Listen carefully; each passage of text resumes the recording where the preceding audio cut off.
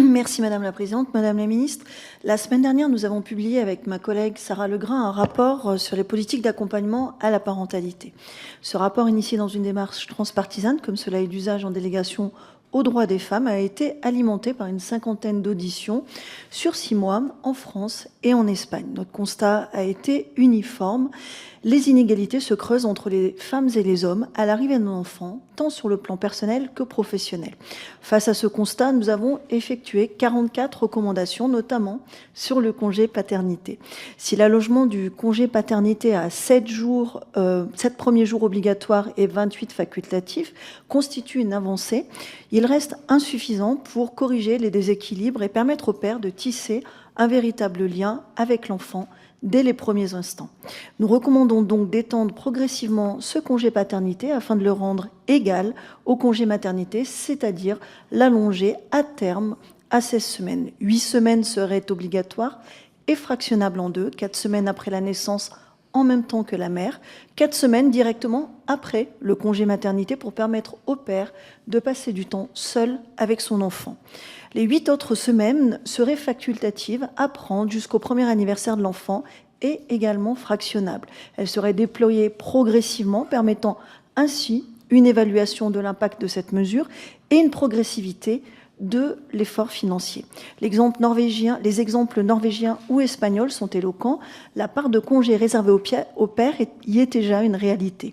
Et il est démontré que le temps passé seul avec l'enfant renforce le lien père-enfant, tout en réduisant les inégalités dans la répartition des tâches domestiques et parentales. En voulant donner plus de droits aux hommes à travers un congé paternité plus long, on en donnerait, in fine, également plus aux femmes, des mères qui aujourd'hui encore effectuent 65% des tâches parentales. Cette recommandation de congé paternité plus long, pourrait également diminuer le risque d'isolement des mères dont un quart souffrent aujourd'hui de dépression postpartum. Au-delà, il permettrait aux femmes qui le souhaitent de reprendre plus facilement une activité professionnelle, sachant que 90% des inégalités salariales entre les femmes et les hommes sont dues à la parentalité.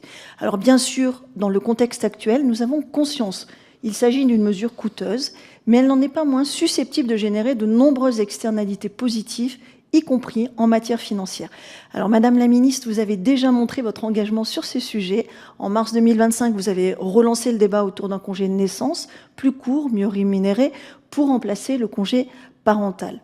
Que pensez-vous de notre recommandation de renforcer progressivement le congé paternité, identifié réellement par toutes les personnes auditionnées comme un levier pour une parentalité plus juste entre les femmes et les hommes. Avec ma collègue, nous restons bien entendu à votre disposition pour représenter en détail les conclusions de notre rapport. Merci Madame la Ministre. Merci Madame la députée et volontiers pour vous recevoir évidemment au ministère si vous souhaitez me présenter les conclusions et venir éventuellement accompagner avec certaines personnes qui ont particulièrement guidé vos travaux dans les auditions que vous avez pu conduire. Moi, par principe, je suis toujours favorable à la manière avec laquelle on peut mieux réfléchir à la question des congés parentaux. Parce qu'aujourd'hui, nous avons des congés qui aggravent parfois les inégalités plutôt qu'elles n'aident à les résorber. C'est notamment le sujet du congé parental.